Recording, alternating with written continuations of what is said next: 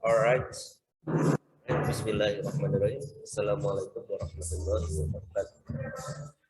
Innal hamdalillah nahmaduhu wa nasta'inuhu wa na'udzu billahi min shururi anfusina wa Selamat siang teman-teman semua. Semoga kita diberi kesehatan, sehat walafiat selalu.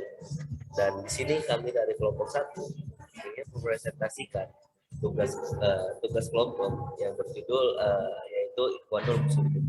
Dan alangkah baiknya sebelum kita langsung ke materi, dan di sini kami kelompok ada 4 orang yang terdiri dari saya sendiri, Hafiz Taufik Fadurrahman, dan ada Jovan Kaputri, dan ada Sadewa, dan juga ada Ahnaf Sakif Firdaus.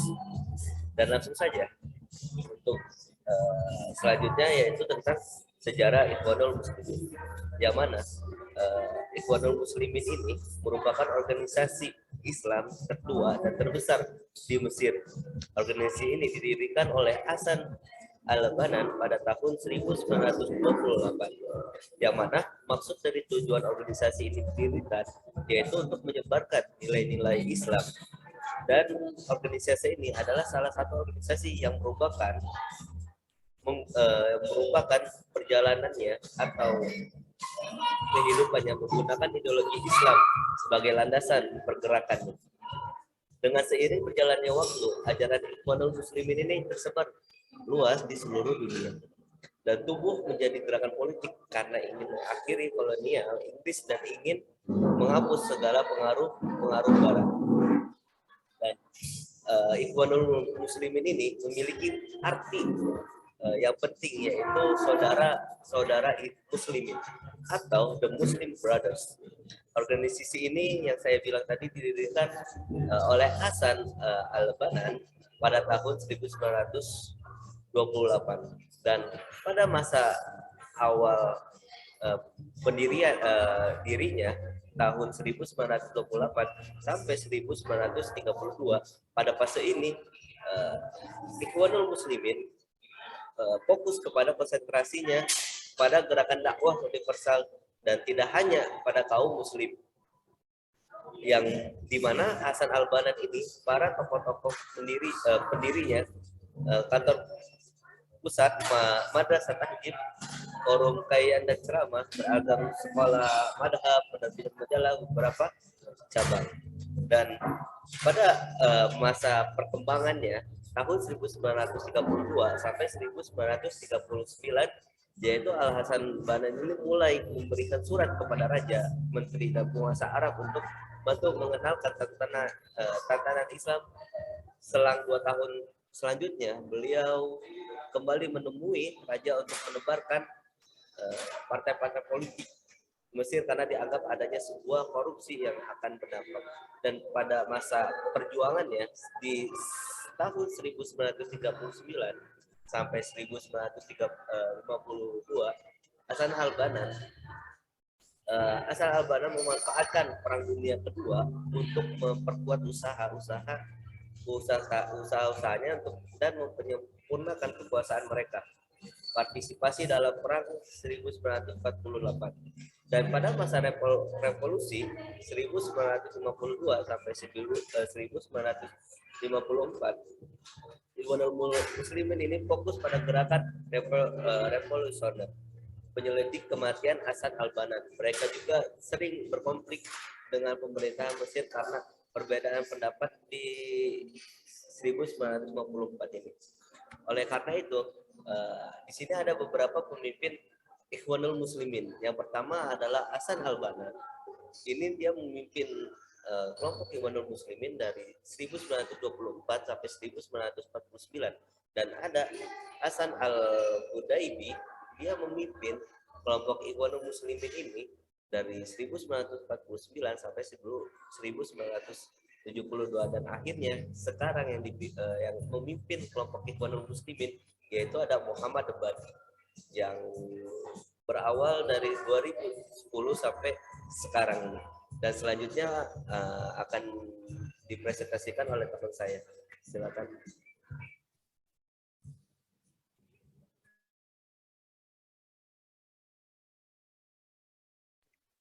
Baik. Poin selanjutnya saya akan menjelaskan bagaimana ideologi dari organisasi atau Al-Ikhwan Al-Muslimin.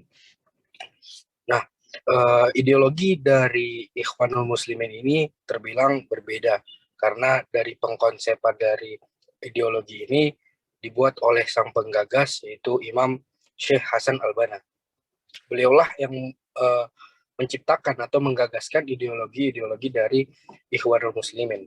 Terbilang unik ketika kita melihat ideologi dari Ikhwanul Muslimin karena ya idealnya ideologi itu merupakan satu pandangan yang harus dicapai, yang dipegang menjadi prinsip dari satu organisasi untuk dilaksanakan dan mengatur pola gerak dari suatu organisasi.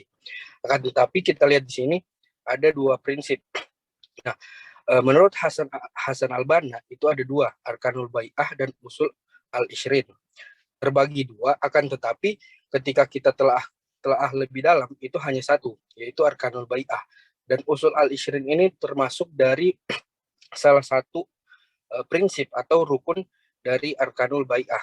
Yang pertama itu Arkanul Bai'ah adalah rukun-rukun yang harus digenggam atau harus dijadikan pedoman oleh seorang Ikhwanul Muslimin. Yang pertama adalah rukun al-fahm. Al-fahm atau pemahaman, di mana seorang Ikhwanul Muslimin atau seorang kader dari Ikhwanul Muslimin harus memahami usul al-ishrin atau 20 prinsip. Apa yang dimaksud itu? Bahwasanya fikrah dari seorang insan atau seorang muslim itu harus memiliki prinsip-prinsip usul al-ishrin atau 20 prinsip. Yang pertama prinsip kesempurnaan Islam, di mana prinsip ini menegaskan hakikat penting dari keislaman seorang muslim atau mempercayai tauhid, yaitu menuhankan hanya Allah, tiada Tuhan selain Allah. Kemudian sumber-sumber hukum Islam prinsip ini menetapkan segala hukum hanyalah hukum Islam, yaitu Al-Quran dan As-Sunnah. Kemudian prinsip ketiga dari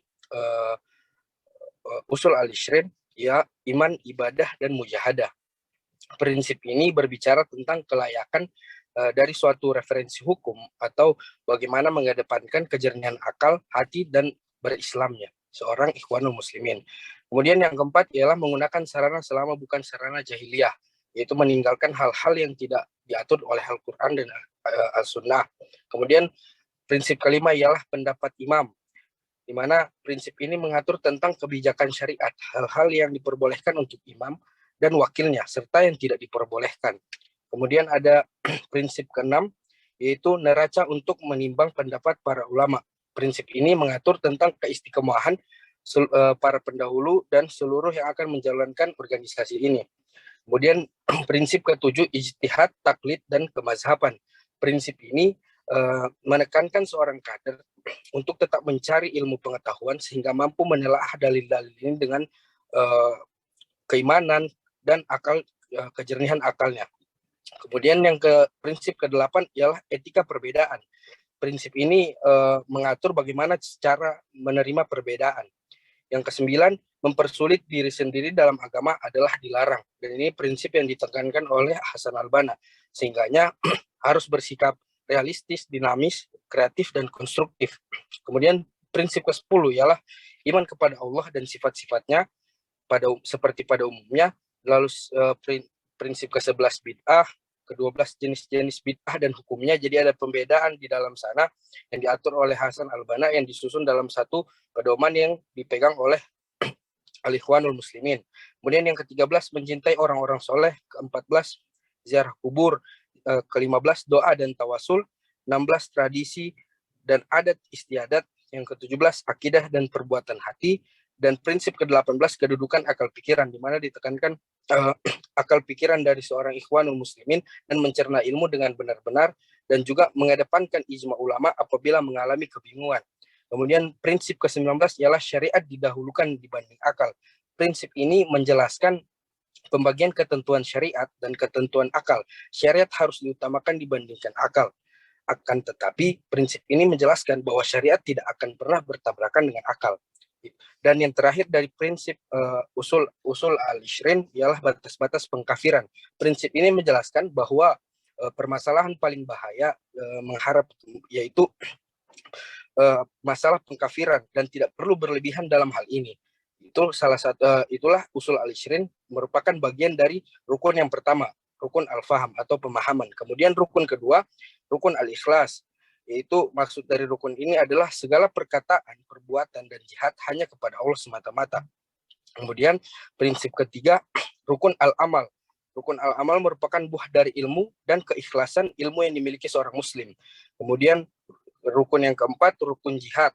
Jihad yang pertama, bahwasanya yang harus disadari oleh ikhwanul muslimin, bahwasanya jihad itu meniadakan Tuhan-Tuhan yang lain dan menuhankan hanya Allah Subhanahu wa taala.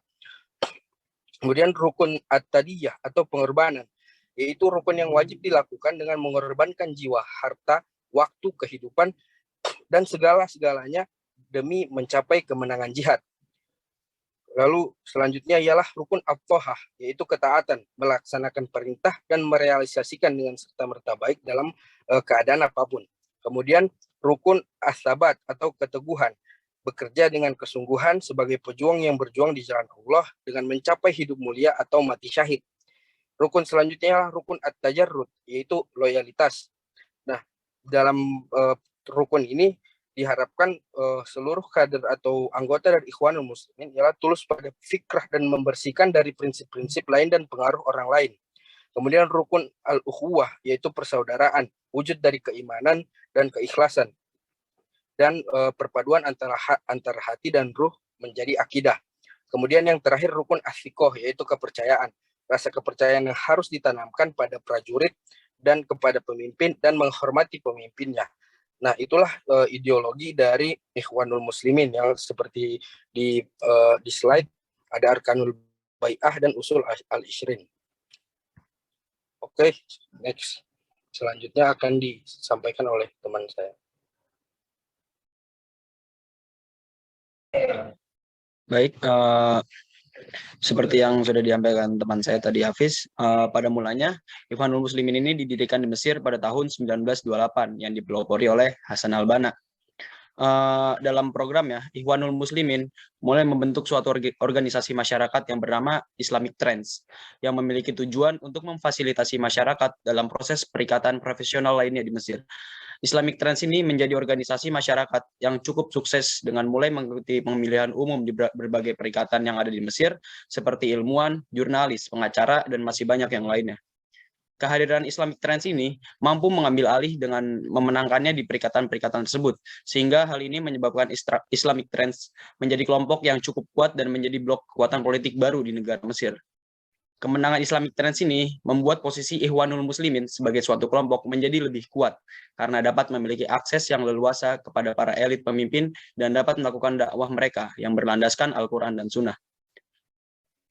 Dalam program-program yang dijalani oleh Ikhwanul Muslimin ini dapat mengatasi berbagai problematika yang dihadapi oleh masyarakat Mesir terkait gejala-gejala sosial yang terjadi dengan melakukan pelurusan kembali pada pemahaman tentang agama Islam, membuka kembali wawasan tentang agama Islam, dan meluruskan kembali kaum muda yang mulai menyimpang dari ajaran agama Islam.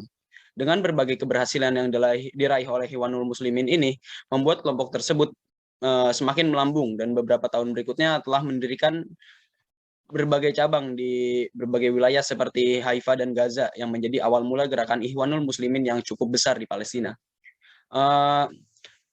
Semakin luasnya persebaran Ikhwanul Muslimin ini yang ada di berbagai negara di dunia, mereka mulai melakukan banyak program kerja di dalamnya seperti mendirikan masjid, mendirikan sekretariat Ikhwanul Muslimin di berbagai wilayah tersebut, mendirikan lembaga-lembaga pendidikan untuk anak-anak, dan sekolah pagi bagi para ibu agar memiliki wawasan yang luas tentang agama Islam. Semua cabang Ikhwanul Muslimin ini selalu andil peran dalam kegiatan-kegiatan sosial masyarakat yang berperan sebagai lembaga yang menjadi tempat delik pengaduan dengan tujuan untuk memperbaiki status sosial dan sebagai pusat pengabdian dalam masyarakat. Sebagai gerakan Islam ini, Ikhwanul Muslimin tetap melakukan penyebaran ke berbagai belahan di dunia. Hingga saat ini, gerakan Ikhwanul Muslimin telah tersebar di 70 negara di berbagai benua. Next.